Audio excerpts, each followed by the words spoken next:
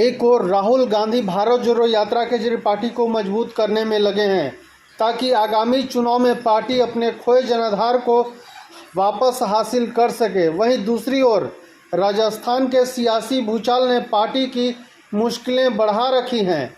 सूबे के मुख्यमंत्री अशोक गहलोत किसी भी सूरत में मुख्यमंत्री की कुर्सी छोड़ने को तैयार नहीं है, जबकि पायलट पूरी तरह से पार्टी आला कमान की शरण में है। ऐसे में अब सूबे की सियासी गलियारों में एक नए समीकरण पर चर्चा शुरू हो गई है।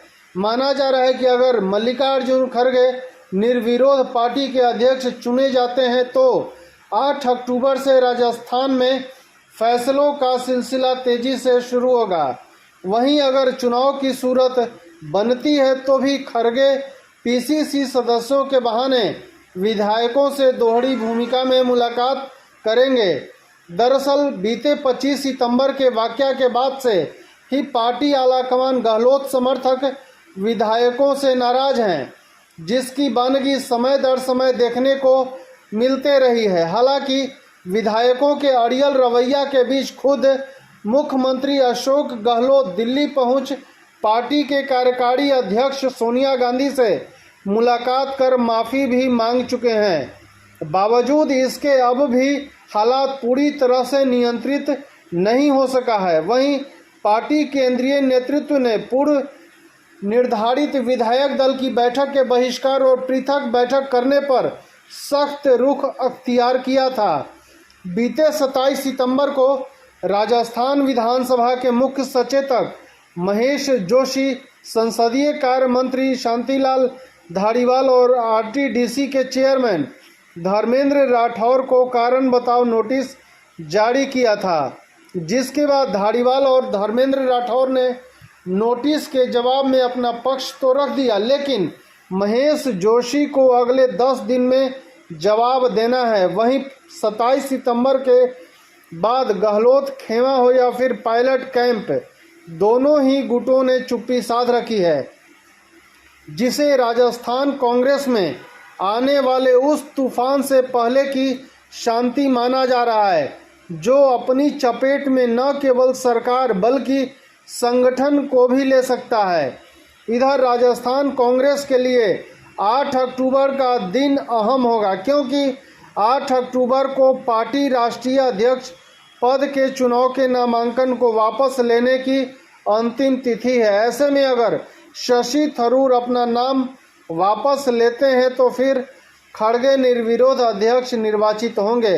इस स्थिति में 8 अक्टूबर से ही राजस्थान में सियासी भूचाल की संभावना बढ़ जाएगी। वहीं अगर थरूर नाम वापस नहीं लेते हैं तो भी अगले सप्ताह राष्ट्रीय अध्यक्ष के उम्मीदवार मल्लिकार्जुन खड़गे के राजस्थान में वोट मांगने की यात्रा सूबे की सियासत को प्रभावित करेगी।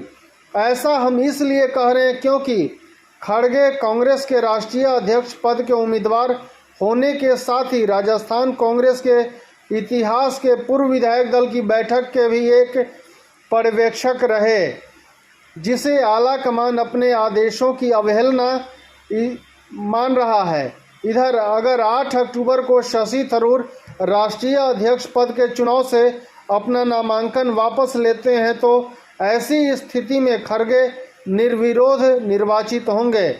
ऐसे में साफ है कि खड़गे राष्ट्रीय अध्यक्ष बनने के बाद सबसे पहले अपने उस टास्क को पूरा करेंगे जो उन्हें राष्ट्रीय अध्यक्ष बनने से पहले अंतिम बार पर्यवेक्षक के तौर पर सौंपा गया था।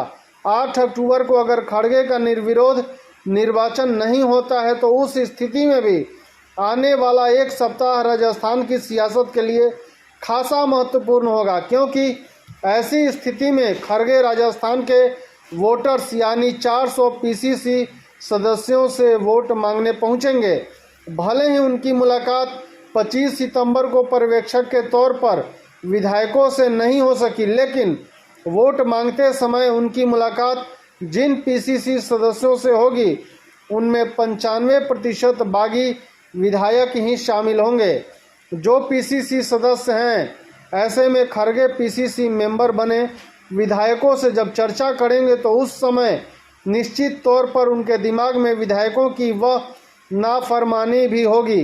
वहीं विधायकों को जारी नोटिस पर कांग्रेस अनुशासन समिति के सदस्य तारिक अनवर ने कहा कि राजस्थान गए दोनों पर्यवेक्षकों की रिपोर्ट के आधार पर ही कारण बताओ नोटिस दिए गए हैं।